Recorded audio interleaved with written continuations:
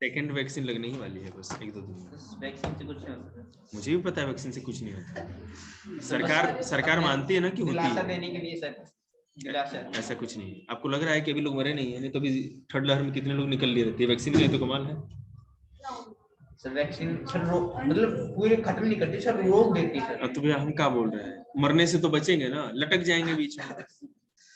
मर ही गए तो फिर कौन पास कराएगा सर? खांसी खांसी भी नहीं। हाँ, खांसते खांसते रह जाएंगे।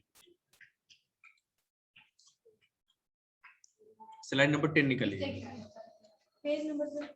स्लाइड नंबर, अच्छा उस पे 53। हाँ मेटल। अभी साइंस का पेपर नहीं हुआ है हो गया? पहला पेपर कब तुम्हारा? किसका? मैंने जो ऑब्जेक्टिव क्वेश्चन भेजे ना उसकी प्रैक्टिस के लिए सारे चैप्टर्स के ऑब्जेक्टिव्स भेज रखे हैं जो टर्म 1 में आने वाला।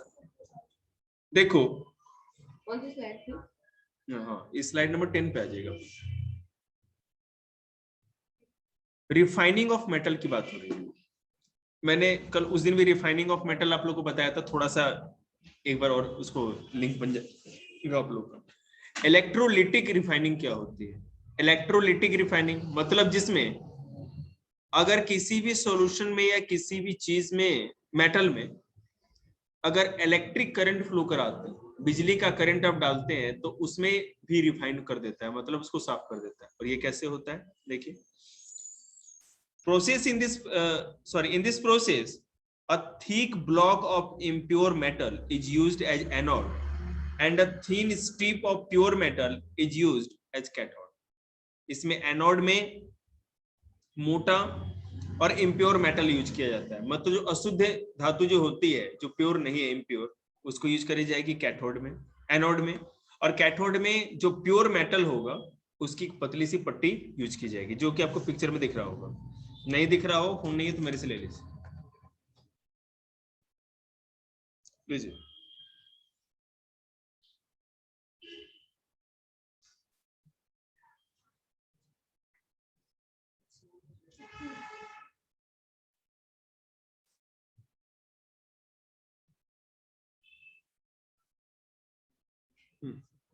स्लाइड नंबर 10 निकाल लो, रेड वाले को क्लिक देखिए स्लाइड नंबर 10। अब देखिए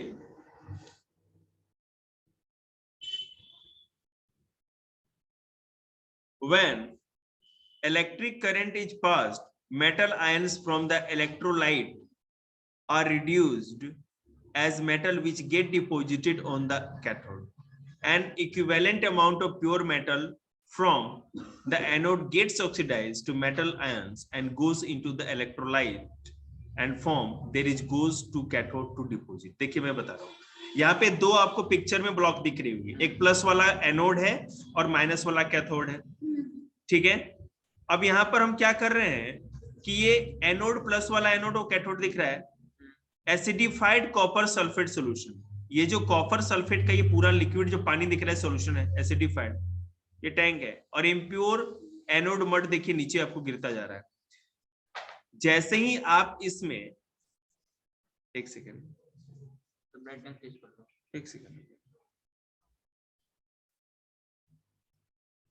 जैसे ही आप इसमें इलेक्ट्रिक करंट फ्लो कराते हो तो सिंपल सा तरीका है, जो इम्प्योर मेटल है उससे जो इम्प्योरिटी है वो टूट टूट के हट हट के नीचे बीकर में गिरती चली जाएगी, और यहाँ पर जो मेटल बच जाएगा, थिक मेटल, जो इम्प्योर मेटल का जो ब्लॉक था वो पूरा का पूरा प्योर ही बचा रह जाएगा उसमें। समझे आप लोग को? अब देखिए समझा रहे, एक से रुकिएगा। When electric current is passed, जब भी हम इसमें इलेक्ट्रिक करंट पास कराएंगे, ठीक है, metal ions from the electrolyte are reduced as metal which get deposited on the cathode, ठीक है। जैसे आपको पता है कि जो प्लस रखता है अपने पास पॉजिटिव रखता है, वो ले तो सकता नहीं, वो क्या कर सकता है, निकाल सकता है। तो यहां से जो एनोड हमने बनाया है, एनोड किसको बनाया वहां देखिएगा ऊपर, thick block of impure metal is used as anode. जो इम्प्योर मेटल है उसको एनोड बनाया है, मतलब कि पॉजिटिव चार्ज वाला बनाया है, और पॉजिटिव चार्ज कभी लेता तो है ही नहीं कोई चीज एक्स्ट्रा, वो हमें देता है, मतलब कि क्या कहते हैं अपना वो निकालता है चार्ज। तो इसलिए हमने जब इम्प्योर मेटल को कैथोड बनाया है, एनोड बनाया है, मतलब कि जब पॉजिटिव बनाया है, जैसे इलेक्ट्रिक करंट पास कराएंगे तो प्योर मेटल रह जाएगी और जितना इम्प्योरिटी है वहां से निकलती जाएगी जो कि डिपॉजिट हो जाएगी। समझ में आएगा आप लोग को? और जो यहाँ पे कैथोड है वो तो प्योर मेटल का है, उसको तो कुछ होना ही नहीं, वो तो जस का तस वहीं पे रहेगा। हाँ मेटल स्टिफ है वो, कुछ समझ में? जैसे मैं आपको बता रहा हूँ, ब्राइटनेस बढ़ाओ 5 बार बोल बेटे, हमें जरूरत नहीं पड़ती, मेरा है ना आई एडजस्ट हो चुका है कम ब्राइटनेस पे, यहाँ से अलग एंगल पे कोई नहीं दीजिए ना। अब ब्राइटनेस बढ़ाओगे, देख लो आते जाए पहले। एक्चुअली ना पूरी मरोड़ में रहता है मेरा लैपटॉप, अपने मन का है, जब चाहे जैसा चाहे वैसे ही काम करता है। अब कह रहा है दिवाली पे सब जगह खर्चा हो रहा है, हम पर भी करो, अब कैसे करें? उसमें क्या बदलोगे? बैटरी बदलोगे? नहीं सब नहीं, बैटरी की जरूरत नहीं है, वो क्या कहते हैं SSD कार्ड, 5-6 हजार का खर्चा हो जाएगा तो फिर ये भी रॉकेट हो जाएगा। और आपको लगता है मैं जैसे आदमी 5-6 हजार खर्चा करने वाला है इसमें? बिल्कुल करूंगा, ये तो आपको गलत लगता है, नहीं आपको सही लगता है। देखिएगा ये जो प्रोसेस है मेटल को प्योर करने का इलेक्ट्रिक करंट के थ्रू, ये तब तक चलता रहता है जब तक कि सारा का सारा जो मेटल है वो प्योर नहीं, इम्प्योरिटी जो इम्प्योर मेटल का जो ब्लॉक है जो आपने लगाई है उससे सारी इम्प्योरिटी जब तक निकल नहीं जाती तब तक ये प्रोसेस करता रह जाता है। तो इलेक्ट्रिक करंट के द्वारा हम इस तरह से किसी भी मेटल को, क्या नाम होता है सर? ये इसको क्या कहते हैं, इलेक्ट्रोलिसिस कहा जाता है इसको जी, इलेक्ट्रोलिटिक रिफाइनिंग करते हैं इसको। तो सच में आ सकता है, बोलेंगे कि इसमें जाके इसमें क्या होता है बिल्कुल बिल्कुल आएगा, और मैं आपको बता रहा हूँ इससे रिलेटेड जितने भी ऑब्जेक्टिव क्वेश्चन है बोर्ड के लिए तो आपको चिंता नहीं करना है, आपके प्री बोर्ड में थोड़ा ज्यादा हड़बड़ी हो जा रहा है ये। हाँ मेटल और मेटल बहुत इंपॉर्टेंट चैप्टर है और अच्छे खासा मार्क्स का आएगा। मैं आपको 10-15 तो आएंगे, 10 नंबर से 8 या 10 नंबर का तो होना चाहिए। देखिएगा the soluble impurity go into the solution, आपको पता है कि ये जो आपने बीकर में सॉल्यूशन भर रखा है वो कॉपर सल्फेट सॉल्यूशन है। तो मान लीजिए जो ब्लॉक था मेटल ब्लॉक, इम्प्योर ब्लॉक जो था उसमें कुछ ऐसा होगा जो कि हार्ड होगा, मतलब सॉलिड होगा, और कुछ हो सकता है कि लिक्विड इम्प्योरिटी भी हो सकता है। तो लिक्विड इम्प्योरिटी जो होगी वो उसमें घुल जाएगी, मतलब जो घुलने वाली होगी, ठीक है। और जो नहीं घुल सकती, जो सॉलिड मतलब इसी तरह रहेगी, तो वो क्या कहते हैं डिपॉजिट के रूप में बीकर में नीचे आके बैठ जाएगी और आपका जो ब्लॉक है बिल्कुल प्योर हो जाएगा। देखिए तो इसमें भी आएगा, इसमें कौन सा हाँ, लिक्विड रहता है बीच में। बिल्कुल कोरोजन बहुत इंपॉर्टेंट है। देखिएगा it is the slow process of eating away of metal by the reaction of atmospheric air and moisture. Corrosion मतलब कि हवा, मतलब कि एयर से ऑक्सीजन और जो मॉइस्चर होता है दोनों के कांटेक्ट में आने से किसी चीज में जब जैसे जंग लग जाना, वो भी कोरोजन एक तरह का, ठीक है, रस्टिंग। तो इस तरह के चीजें होने से ही क्या होता है, ये होता है। अब जैसे आयरन में ये हो सकता है rusting of iron, tarnishing of silver, silver का थोड़ा कलर ब्लैकिश सा हो जाना, फॉर्मेशन ऑफ, आपने कॉपर का बर्तन देखा होगा है ना, या कॉपर की लुटिया होती है वो ग्रीनिश कलर का, उस पर काई काई सी जमने लगती है, ठीक है। अब देखो जी, तांबे की लुटिया नहीं होती जो जल देते हैं हम लोग, या इलेक्ट्रिक वायर के अंदर जो तांबा होता है वो कॉपर होता है। देखिएगा तो अब ये प्रिवेंशन कैसे होगा, हम इसको कैसे बचा सकते हैं कि कॉपर ग्रीनिश ना हो, मतलब उस पे वो कलर ना आए, गंदगी ना आए। सिल्वर भी हमेशा चमकता रहे, कोई बात नहीं ऐसे देखिए, ठीक है, सिल्वर भी हमेशा चमकता रहे। या मान लीजिए आयरन में कभी जंग लगे तो क्या करना चाहिए, इसका देखो 2 तरीके होते हैं, गैल्वेनाइजेशन और एलोइंग।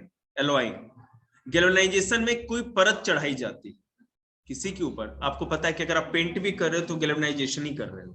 आपकी आयरन की कोई भी गेट होती है, जैसे हम लोग की होती है ग्रिल, तो हम लोग क्या करते हैं उस पर पेंट से कोटिंग कर देते हैं, अब जब तक उस पे पेंट चढ़ा हुआ है उस पे जंग नहीं लग सकता, रस्टिंग नहीं हो सकती, और पेंट हट जाएगा तो फिर से आप नहीं करोगे तो फिर से जंग लगने का खतरा होता है।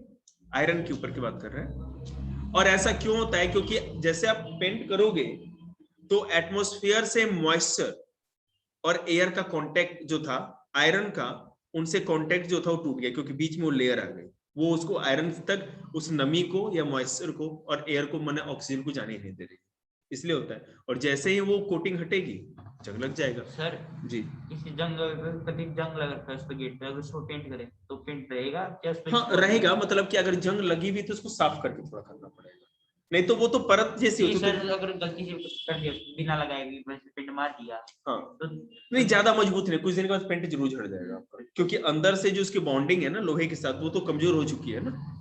तो रस्ट हाँ हमसे अच्छा पेंटर बता देगा ये टेक्निकल नॉलेज इसको रहता है। नहीं सर कहीं मान इस बार तो ऐसे गधे पेंटर आए थे ना कि उसको हमको बताना पड़ा, हमने कहा कि रूम पेंट करिए इस मौसम से, तो इस मौसम को डाल दिया और बाल्टी में ऐसे डंडे से मिला दिया। बोले अरे गधे, बेसन के पकोड़े खाए हैं? तो बोले कि खाए हैं, बनाए नहीं है। लोग यही गलती कर दी। अब मैं आपको बताता हूँ, एक आप लोग तो जानते ही होंगे गर्ल्स चाहे, बेसन के पकोड़े बनाए आप लोगों ने कभी?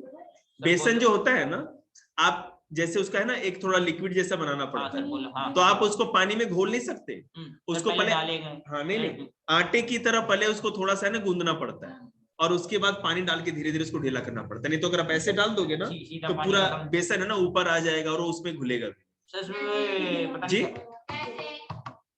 देख लेना जाकर के घर में करके।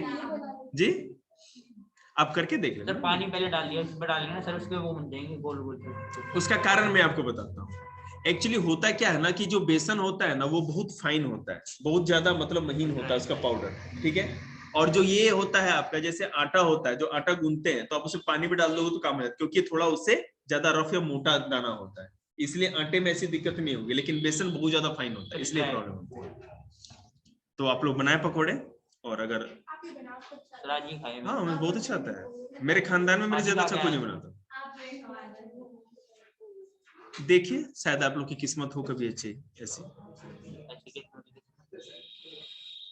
देखिएगा एलॉइंग का मतलब क्या होता है कि alloying is the method of improving the properties of a metal by mixing the metal with another metal और नॉन मेटल।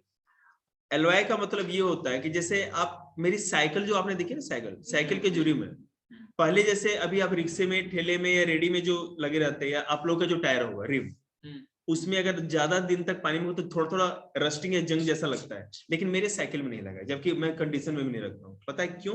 क्योंकि वो एलॉय का, एल्युमिनियम नहीं बेटे, वो एल्युमिनियम होगा तो रिम बन ही नहीं सकते। एलॉय मतलब कि मेटल के साथ एल्युमिनियम को मिक्स किया, एल्युमिनियम है उसमें, मतलब कि दो मेटल को मिक्स किया गया। और आप लोग का जो रिम है जैसे जो नॉर्मल आता है वो लोहे का आता है, ठीक है। तो कुछ दिन के बाद जंग लग जाता है उसमें, जैसे बारिश में रह गया तो कुछ हो गया तो एलॉय वो होता है कि कोई मेटल है, आयरन या कोई चीज, उसके साथ ऐसे मेटल को मिक्स कर दो जो उसको क्या कहते हैं जंग लगने से, रस्टिंग होने से बचे, तो वो एलॉइंग होती है, ठीक है। एक मेटल को दूसरे मेटल या एक मेटल को नॉन मेटल के साथ जोड़ने पर या मिक्स कर देने पे एलॉय बन जाता है। एलॉय मतलब कि मिक्सचर ऑफ मेटल और नॉन। अब देखिए अगर एलॉय ऑफ आयरन, अरे हमारा आंख रुको यार कमजोर करें इसको जरा, देखिएगा एलॉइंग ऑफ आयरन, तो आयरन को ऐसा क्या मिक्स कर दें कि एलॉय बन जाए आयरन का, कि हमें पेंट नहीं करना पड़े, काम हो जाए। देखिएगा pure iron is very soft and stretches easily when hot. अब जो प्योर बिल्कुल 100% प्योर आयरन है ना बहुत लचीला होता है, आप जैसे गर्म करोगे तो जिस शेप में चाहो उसको मोड़ सकते हो, ठीक है। It is mixed with a small amount of carbon, approximately 0.05%। Iron में 0.05% कार्बन को मिक्स किया जाता है, क्यों? And it becomes hard and strong, ताकि वो आयरन लचीला बहुत होता है, थोड़ा मजबूत हो सके, स्ट्रॉन्ग हो सके। और ज्यादा आयरन में ज्यादा अगर कार्बन मिक्स कर देंगे ना तो वो कट से टूट जाएगा, इसलिए ज्यादा नहीं मिलाते, बहुत कम अमाउंट में मिलाना होता है। हार्ड भी हो जाए। हाँ बिल्कुल। Iron is mixed with many metals to form different alloy. For example, when iron is mixed with nickel and chromium, stainless steel is formed. अगर आपको जैसे ये थाली या प्लेट या चम्मच जिसमें हम लोग मैंने यूज करते हैं घर के बर्तनों में, आपने देखा होगा किसी भी सिचुएशन में कोई जंग कभी लग ही नहीं सकता इसमें, क्योंकि आयरन में यहाँ पर निकेल और क्रोमियम दोनों को मिक्स किया जाता है, जो कि इसको रस्टिंग से बचाता है, एक एलॉय बन जाता है। समझ में आ रहा है आपको? किसको समझ में नहीं आया? मानसी, ये निकेल और क्रोमियम जो है ना आपका, निकेल एंड क्रोमियम ये मेटल ही है और ये आयरन से मिलता जुलता है। ठीक है,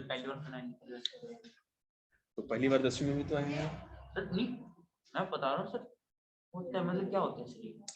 निकेल एंड क्रोमियम आयरन के जैसा, हाँ आयरन के जैसा ही हार्ड सब्सटेंस होता है। ठीक है, और ये आप ये फेरस मेटल पाया जाता है। देखो फेरस मेटल वो होता है जो जिसमें आयरन की क्या कहते हैं क्वालिटी होती है, आयरन की तरह। मतलब समझ लीजिए कि चुंबक अगर उसके पास आप लेके जाएंगे तो चुंबक उसको अपनी ओर खींच लेगा, ये चुंबक उसके साथ सट जाएगा। सर किसी के साथ है? नहीं नहीं, एल्युमिनियम सट नहीं सकता, स्टेनलेस स्टील सट नहीं सकता। सर वो होते हैं सर। फेरस में मेरी बात तो सुनो, हमें बोल रहे हैं मेटल मतलब कि क्या हुआ ना कि कंट्रोल।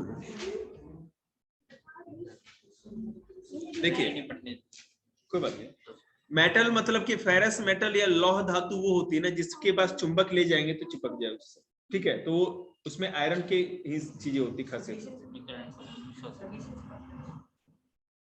किसके साथ चिपकता है? मतलब कि आप क्या कहते हैं, एल्युमिनियम के साथ कभी देखा है चुंबक चिपकते हुए? आप अपने थाली के साथ, थाली या बर्तन होगी ना उसके साथ भी देखिएगा, नहीं चिपकेगा वो। स्टील के साथ नहीं चिपकता है। आपको पता है पहले जमाने में, मैं अपनी मदर की बात बता रहा हूँ, गांव में ना जैसे वो बेचने आते थे स्टील के बर्तन, तो घर में चुंबक होता था ना, तो चुंबक सटा के लोग औरतें देखती थी ना कि अगर चुंबक सट जा रहा है इसका मतलब है ना कि स्टील प्योर नहीं है, ये लोहे को ही मतलब कि पेंट उंट करके ले आए, मतलब जो भी पानी चढ़ा के ले आए, समझ रहे ना? तो चुंबक से पता चल जाएगा जी, अलग से दिख जाता है। बिल्कुल। Painting, rusting of iron can be easily prevented by coating of surface, मतलब पेंट कर सकते हैं, उसमें कोई दिक्कत नहीं। आगे देखिए, ग्रीजिंग और ऑयलिंग। अब जैसे मैं आपको बता रहा हूं कि जो भी, जैसे अगर मान लीजिए बहुत सारे कोई चीज यूज नहीं कर रहे, इससे प्लास होता है। अगर आपने उसको 2, 4, 5, 6 महीने यूज नहीं किया ना, इसी तरह का हुआ है, तो आप जब दुकान पर खरीदने जाओगे तो आपको दिखेगा उसमें थोड़ा सा ग्रीज या ऑयल जैसा, आपको नया नया खरीदोगे तो लगेगा उस पर। प्लास अगर दुकान से खरीदने जाओगे तो जिस पन्नी में ना पैक हुआ रहता है, डब्बे में पैक रहेगा प्लास, उसमें थोड़ा सा ऑयल लगा हुआ रहता है, ऑयल, ताकि इसमें रस्टिंग ना हो, समझ रहे ना? या पेचकस भी लेने जाएंगे तो थोड़ी सी ऑयलिंग उस पर रहती है, हमेशा वो लगी रहती है, पैकिंग के साथ ही आती है, ताकि रखे रखे बहुत देर तक स्टोर भी करने पे उसमें जगह। हाँ, या मान लीजिए कि जो स्लाइड इंच होती है ना, जैसे जो गेट को खोलना है या कोई चीज को खोलने वाली, या हैंडपंप को, मतलब उसके लिए। टीन प्लेटिंग और क्रोमियम प्लेटिंग, किसी परत होती है सर, परत टाइप चढ़ा हुआ है। परत भी होती है, जैसे मैं आपको बता रहा हूँ कि अब ये टीन प्लेटिंग है, किसी के ऊपर टीन की कोटिंग कर दी गई, मतलब पिघला करके टीन को उसके ऊपर, जैसे टीन लिक्विड जैसा है गरम, उसमें डुबा के निकाल दिया गया तो वो कोटिंग चढ़ गई, तो वो भी काम करेगा। अब देखिए, अब मैंने आप लोग को अशोक स्तंभ के बारे में बताया था जो मेहरौली में, आप देखे आप लोगों ने कभी? कुतुब मीनार गए आप लोग? हाँ गया सर, आप लोग कुतुब मीनार में देखा है ना, जो आयरन पिलर है पूरा बड़ा, उस पर जंग लगा, तो उसके बारे में सुन लीजिए, दे रखा है। एक सेकंड देखिए, अगर हमें आप लोग आज्ञा दे तो, कितना ज्ञान दानी, अभी बोल देंगे ना, ठीक है चलो यहाँ खड़े होके बोलो जो तुम बोल रहे थे, समझाओ, तो फिर सारी हवा निकल जाएगी सबकी। द आयरन पिलर, सर दिखा रहा हूँ, दिख रही है? हमें नहीं दिख रही ना। The iron pillar near Qutub Minar in Delhi was built more than 1600 years ago. मतलब 1600 साल पहले ही आयरन पिलर बना हुआ था और अभी तक ओपन में है, मतलब आयरन का प्योर है और ओपन रखा हुआ है, मतलब ये नहीं कि सेट के नीचे है, ठीक है, और उसमें जंग नहीं लगा। They had developed the process which prevented iron from rusting. This is due to the presence of thin layer of magnetic oxide, ठीक है, Fe3O4 on their surface. आपने, और विश्वास करिए मैंने भी अभी पढ़ाते समय मैग्नेटिक ऑक्साइड के बारे में, मैंने जानता हूं मैग्नेट क्या होता है, कैसे मैग्नेटिक ऑक्साइड बनेगा, लेकिन ये मैग्नेटिक ऑक्साइड का नाम नहीं सुना था। हाँ, मैंने अभी सुना नहीं था, कभी पढ़ाया नहीं, तो मैं बताया था सर, नहीं मैग्नेटिक ऑक्साइड नहीं बताया था। मैग्नेटिक उस जमाने में 1600 साल पहले उन्होंने मैग्नेटिक ऑक्साइड बाहरी लेयर चढ़ाई थी मैग्नेटिक ऑक्साइड की। अब ये देखिए क्या था, For its quality of rust resistance, it has been examined by scientists from all parts of the world. The iron pillar in 8 meter high and weight 6,000 kg. मतलब समझ लो, दुनिया के अलग अलग देशों के साइंटिस्ट आए, हर जगह चेक किया और इसका जब सैंपल लिया तो इसमें मैग्नेटिक ऑक्साइड के अंश मिले बाहरी चीजों पे, बाहरी लेयर पे, उसके पिलर के, जिससे पता चला। और उसका बहुत ज्यादा अच्छा खासियत है लोहे को जंग से लगने से बचाने की। बताइए, उस जमाने के लोग इतना सोचते थे। सर, और आजकल तो आप लोग फिंगर चाउमीन पे ही रह गए। सर आजकल सर हर साल में सर बताऊं क्या सर, बोलेगा आज के दिमाग सर नीचे जा रहा है सर, आईक्यू लेवल पर सर, जो ऑक्सीजन जो पोल्यूशन वगैरह इस वजह से गेम नहीं सर, वो अलग बात है सर, वो अलग है। वही तो